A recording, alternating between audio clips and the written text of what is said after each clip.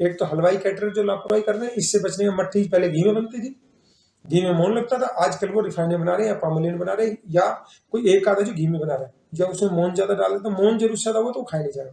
समोसे पहले घी में बनते थे, वो बनते थे, खुशबू आती, टिक्की बनती थी, वो घी डालते थे, चाहे वो डाल रहे होता था, उसकी खुशबू वहां से गुजरते थे, खुशबू जाती दूर तक।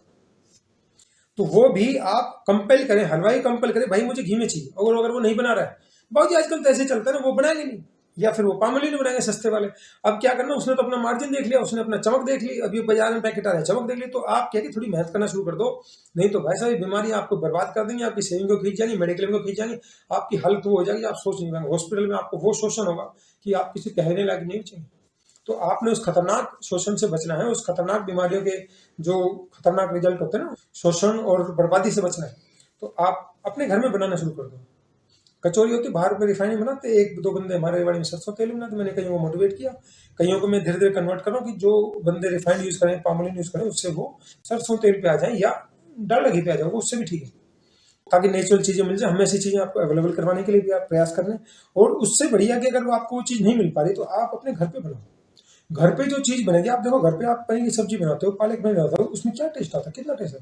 शादी ब्याह में उनको 8-9 घंटे के अंदर कम से कम 60 आइटम तैयार कर लेते हैं। 20-25 चाइनीज हो गए, कुछ 10-12-15 स्नैक्स हो जाते हैं, बाकी खाने में 10-10 सब्जी से वो बनाने 5-5 किलो है, लेकिन वो 5 किलो में भाई साहब वो इतना टाइम नहीं दे पाता, वो जो जान आनी चाहिए सब्जी में टेस्ट नहीं है। तो आप खा जरूर, ये खा ले, वो खा ले, ये खा ले, ये खा ले।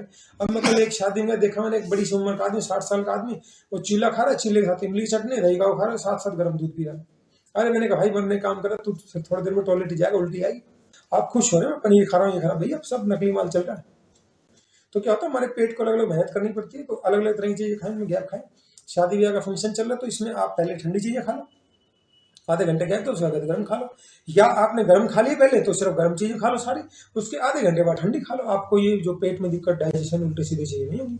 तो दूध को हम लोग लास्ट में मानते, तो पहले ठंडी खा लो ना, फ्रूट चाट वगैरह ठंडी चीज जितनी खानी खाओ, उसका थोड़ा 20-25 मिनट का गैप दो, उसके बाद गर्म खा लो, कोई दिक्कत नहीं होगी।